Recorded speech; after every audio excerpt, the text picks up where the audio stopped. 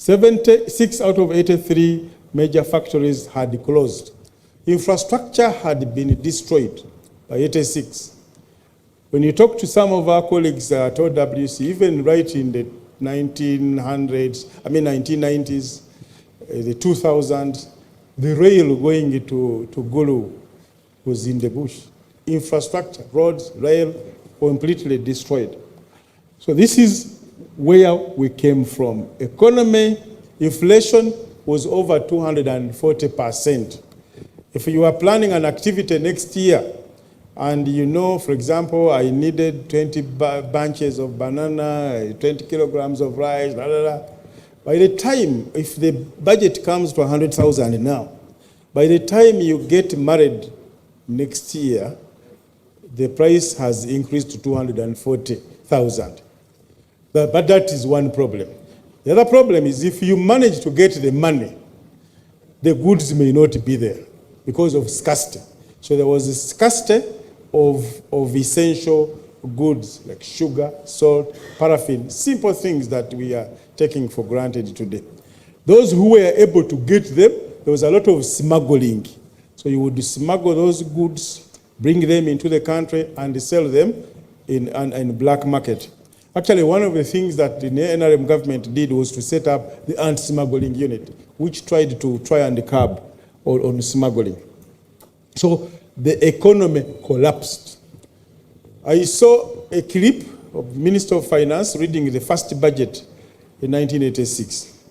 He said the wages of the civil servants could not enable them to afford a bunch of matoke or 5 kilograms of maize flour. That is what it was. All of you here, if you are in 1986, your monthly salary today could not enable you to buy a bunch of matoke or 5 kilograms of kawunga. So it was that there. So it is our reserves, the treasury was empty, no money. Foreign reserves were not there. So if you wanted to go out of the country, Bank of Uganda, you have to apply to Bank of Uganda, window 1, window 2, for foreign exchange. And they would ration the amount of forex that they give you. But the little we had could only cover us for 2 weeks, imports. Today, our import cover is 4 months. And we have been at that stage for quite a long time. So it is that dire situation when the president came. Some people had written us off. Some European economists predicted that it will take us over 100 years to recover, that it will take us over a century to recover. So the president was challenged by such statements, and he said to turn around this economy will require a fundamental change. It will take radical interventions. And those radical interventions have now become to be known as Musevenomics, what we call Musevenomics today. It is those radical interventions that we have undertaken. But I'm going to take you through what those interventions have been, but give me some time. Let's move slowly. So now we have answered four questions up to 1986. The other question which is important to understand is what is the economy of Uganda today? Of course, in 2020, that was the question. But it is still valid at any one time T. We must ask ourselves, what is the economy of Uganda like today? The economy of Uganda today, we are $61.3 billion. About last year when we came up with a 10-fold growth strategy, it was 50 billion, but we are $61.3 billion. Of course, in the manifesto, they are talking about 66. But I think the prediction is that by the time we go into elections, our economy will be $66 billion. We have been growing consistently at 6 to 7% since 1986. Consistent growth.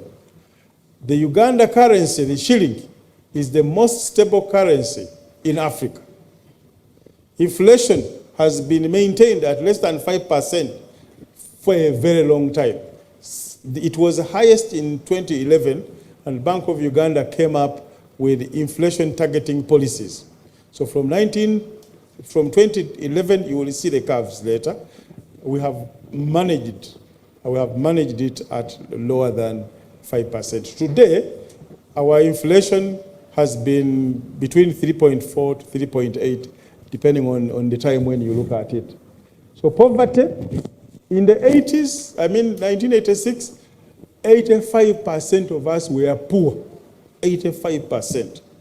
By 1992, when decentralization was introduced, 56% were poor. Today, only 16.1% of Ugandans are poor. But of course, the population has grown bigger.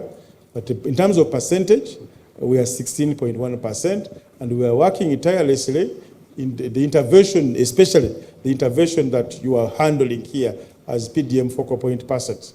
We are targeting to reduce that 16% to 0, if possible. So, we have diversified our economy. That time we had the 3 C's, the cotton, the copper, then of course we have the teas, the tobacco, the tea, and the tourism. But I remember I told you we had the cash crops and food crops. Today everything we grow can be sold. So in the PDM we are saying stop producing for the stomach, produce for the stomach and the pocket. So that means there is nothing like a food crop or a cash crop. Everything we are involved in as farmers is a cash crop. But we have diversified enterprises in the agriculture sector. As you know these things. We are exporting things we never used to export.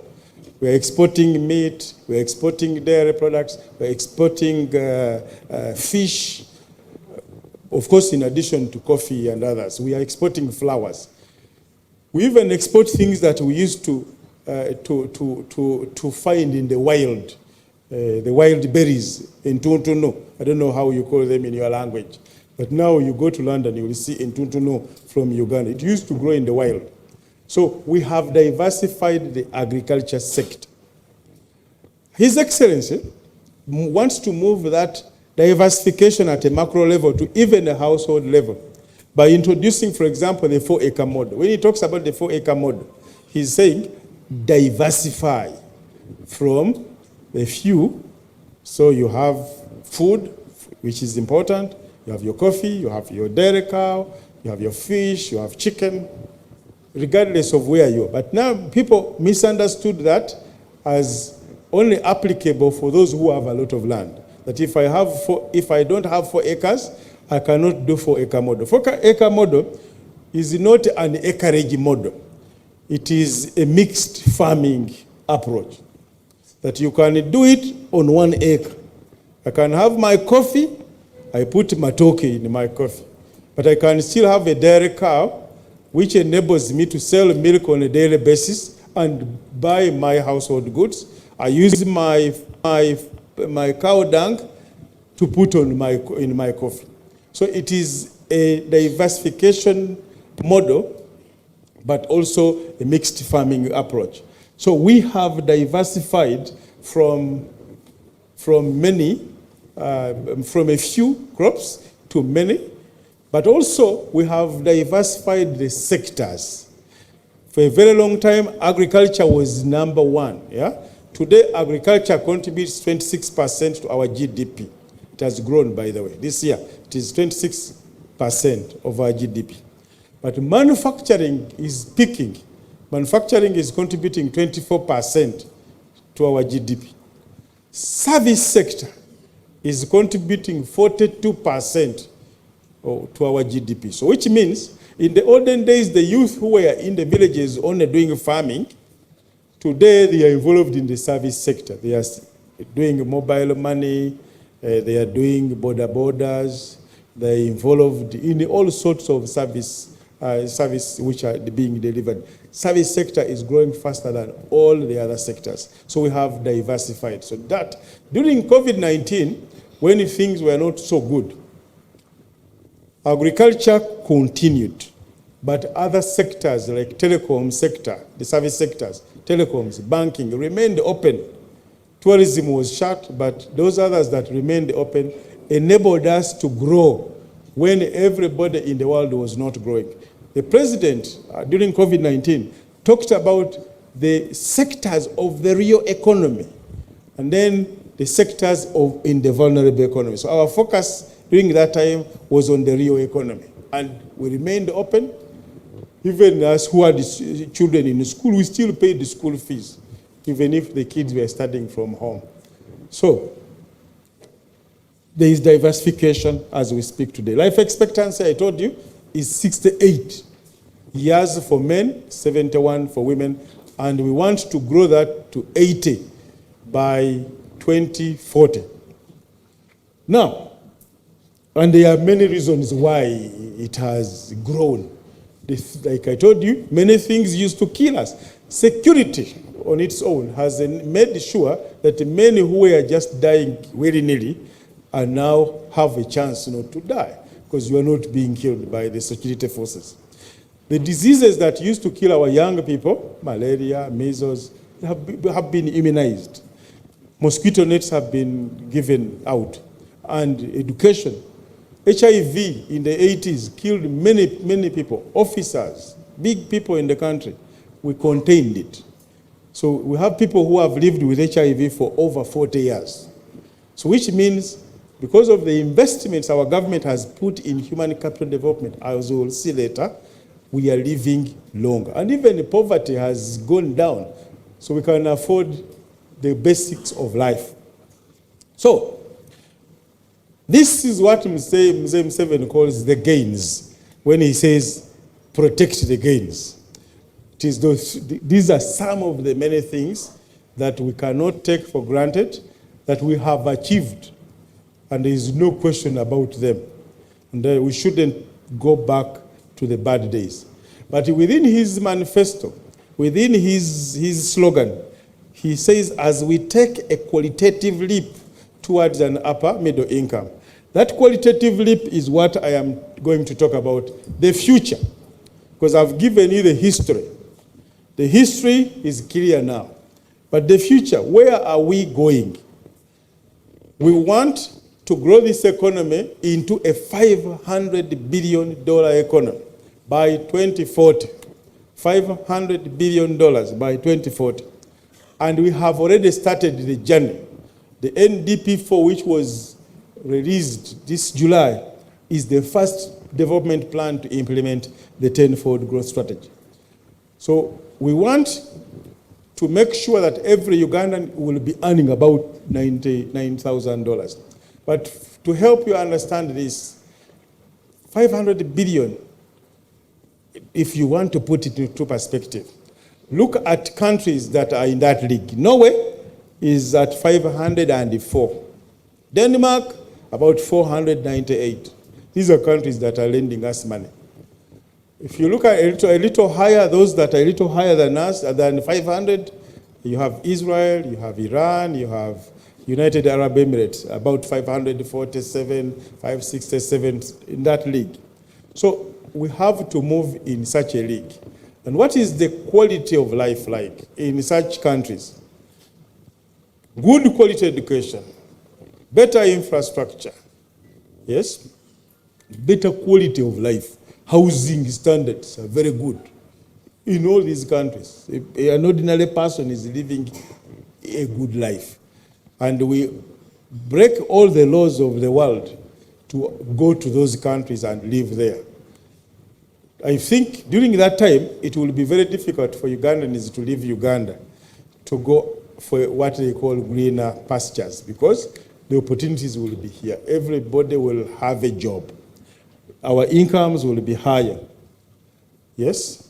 So that is our future. And this, that is the main reason we are here talking about this subject. But let me take you through these numbers. This is income. It is historical. You will see the graphs during your free time. That is the graph for inflation. From 2011, the inflation was highest in 2011. But from 2011, we set a target of 5%. Bank of Uganda has been running monetary policies to target. And the Minister of Finance has been running fiscal policies combined with the monetary policies to keep our inflation lower.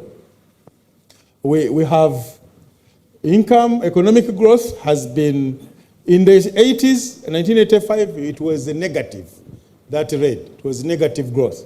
It has been lowest in here in 2020 during COVID-19 time. But while we registered 3.5% growth, other countries that are bigger than us, UK, US, were in negative growth. For us, we are growing. That yellow color is not NRM, but it was, we were growing during that time. We were growing. And since COVID-19, we have started growing. And now we want to grow faster to become a $500 billion economy in the next 15 years.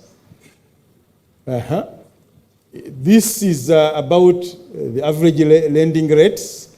Of course, this is still our big problem. The interest rates started very high, but they have dropped. But still, the rates we have are still not at our desirable level. We can do far better than this. This is the revenue. There was, I think, yeah, this is savings. Savings were very low, but we are now at a highest level. Problem is that we are still lower than our regional competitors. So we are still not doing well in savings. So our objective is to grow our savings faster. And this includes what we are doing under the NSSF. But we can do far, far better if we are to get the revenues needed to power our tenfold growth strategy. Tax revenue to GDP has been growing, as you can see the curve there. In 2020, it was very low. And you all know the economy was closed, but we still managed to collect some taxes. So the phases of Musevenomics, this one you will read.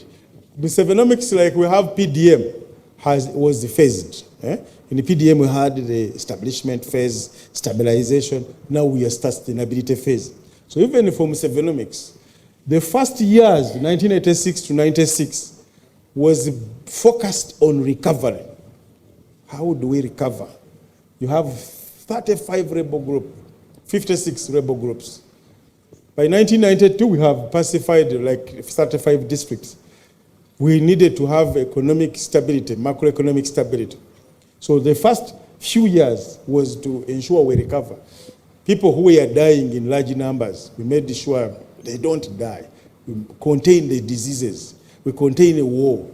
Yeah? Contain the inflation. Contain the foreign exchange. So it was about stability, recovery.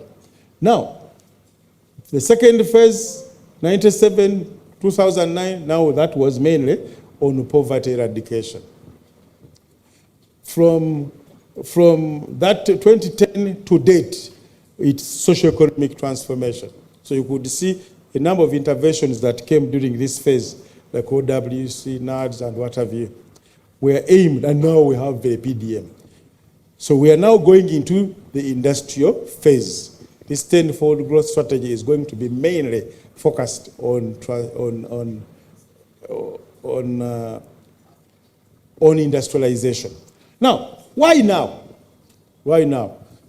People are saying we are campaigning. Yes, that these guys are using economics to a campaign. No, we are not campaigning. It is by coincidence that our planning phase, our planning, since we came up with Vision 2040 in 2010, we had elections in 2011. Every time we have a new development plan, there is an election, but we are not talking about elections. We are talking about economics of our country.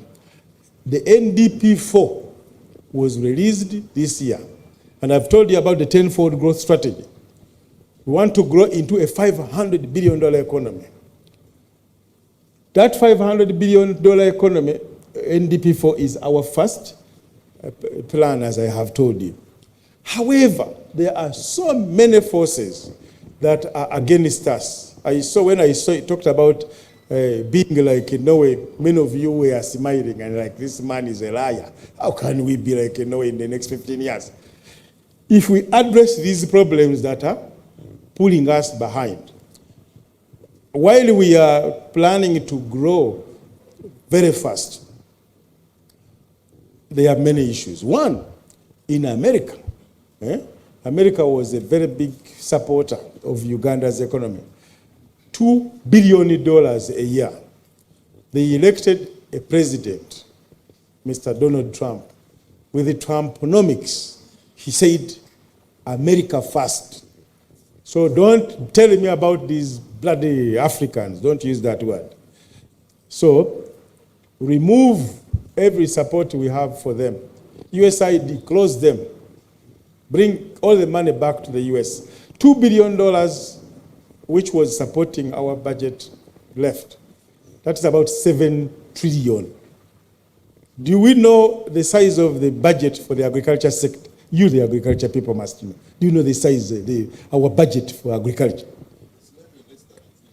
The agro-industrialization is about to have 1 trillion. So 7 trillion left. So there is that budget shortfall, which was there, which we must fill. They were supporting agriculture, health, and other sectors. Now, their friends in Europe are also retaliating. So, America is hitting us, so we need to hit them. But then they come up with inward-looking policies. Now, China has also been supporting us a lot. So the credit that was coming to China is drying out. It's not as much as it is. Then you have geopolitical conflicts, like Ukraine and Russia. You remember when Russia and Ukraine started fighting, a big African team went there to beg Putin to stop the war because we needed to get food from Ukraine. And Uganda was represented on that team. So while these things look to be very far from us, they have far-reaching implications directly on our economy. These wars in the Middle East have been creating an energy crisis for us as a country. And even these days, of course, the dollar is struggling globally. Technological disruptions, this thing called AI. Today you can see Museveni dancing with Bobby Wine. You say, when did they do that? Somebody is playing with AI. But it is causing problems with jobs and other issues. Technology, machines are affecting us. People are now starting growing food in labs. So you are expecting to be selling them food, but they are now growing their food. I was in Dubai recently, and they have established their own national park. So they have our lions and giraffes in the desert because of technology. And now, tourists may not be interested to come to Kabalega National Park, where I struggled to find a lion. I went to Kabalega for 2 days. Every morning we'd wake up, we go to the park looking for the lion, and we couldn't see it. Now, the Emiratis have taken the lions to Dubai. So, and in Dubai you have many other options. So these will affect us. The global response to climate change. You are familiar with what happened to the coffee sector.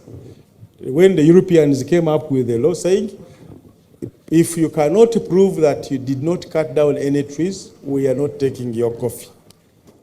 And the European Union represented 60% of our coffee export.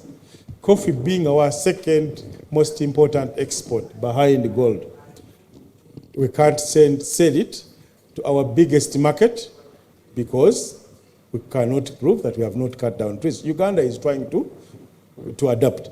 But as we try to adapt to that, they are coming with another one on human rights in 2027. You can imagine how tricky human rights are, because in some cases it's a perception.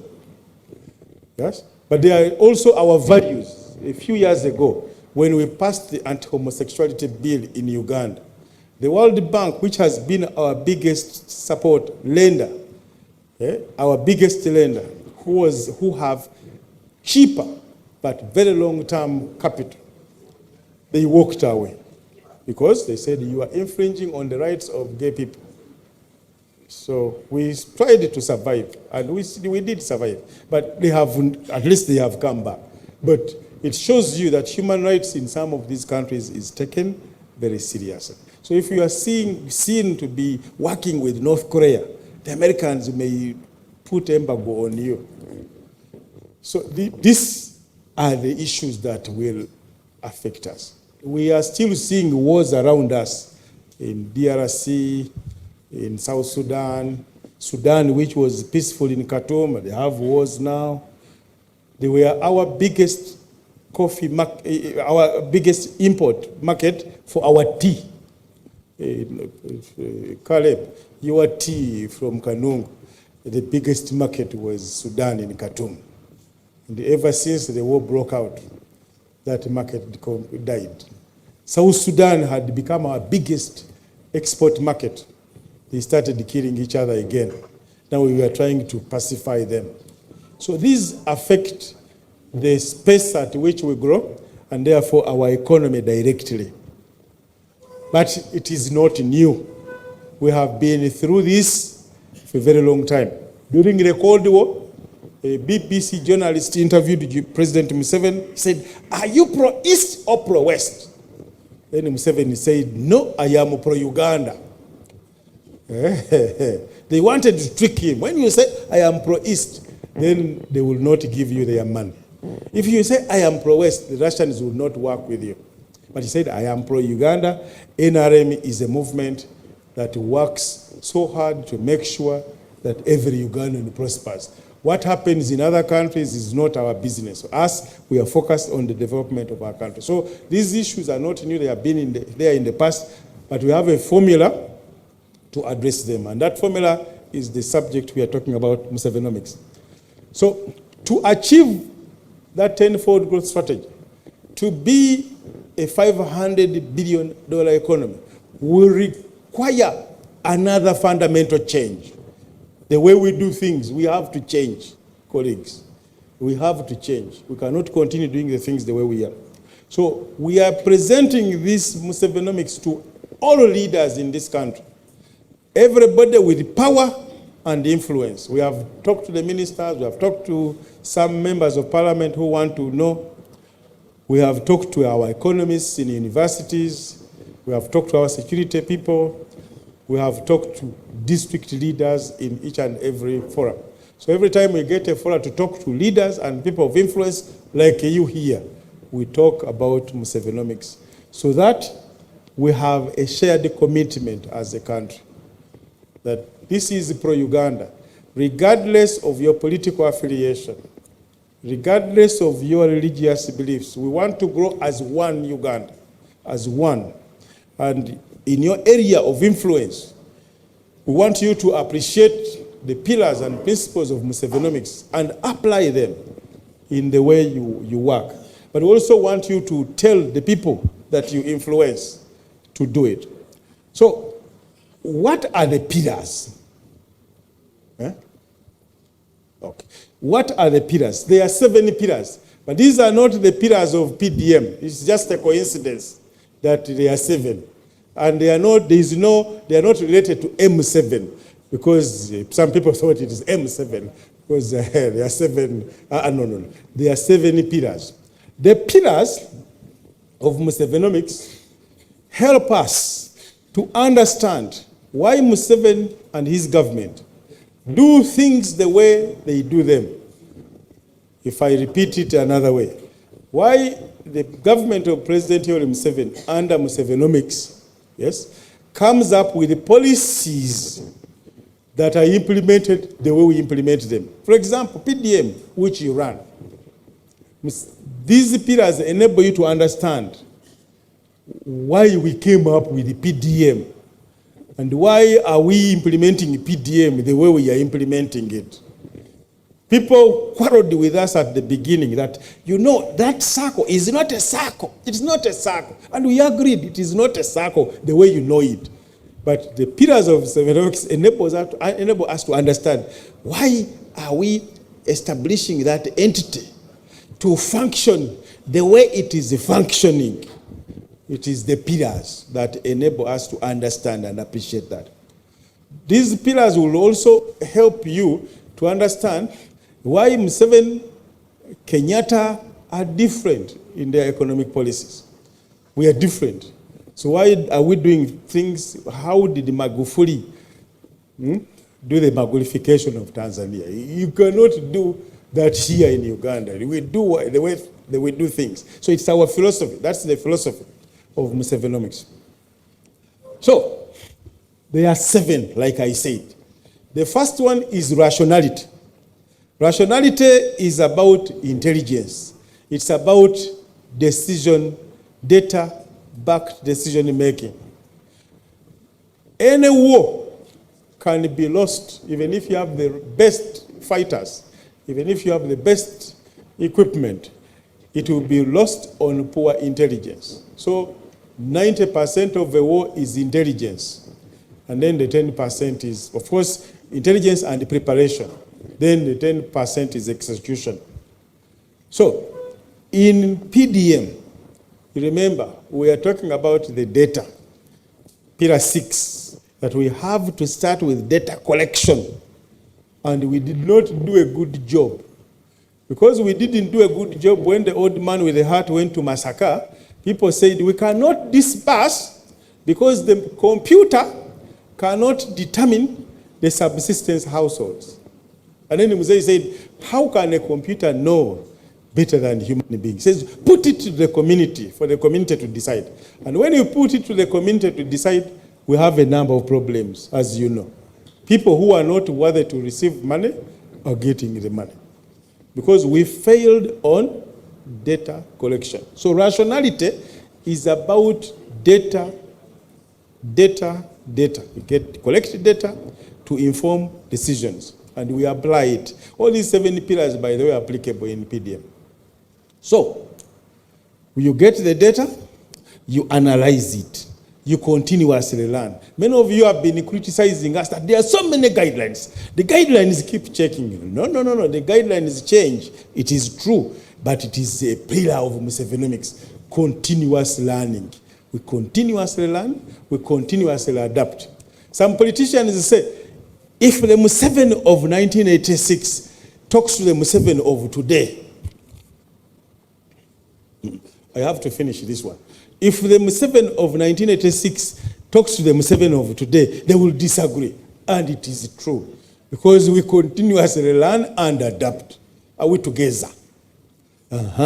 So, rationality is a very, very important pillar. As we work in our communities, in our areas of influence, we must ensure that we have enough and credible data. And there are examples on how we have applied this. For example, when we came up with the UPE in 1997, the data at the president's disposal revealed that many parents, many children were not joining school or were dropping out of school because they could not afford school fees. In our days, very few people went to school, not because the schools were harsh, but many of them could not afford school fees. And when he realized that, he introduced universal primary education.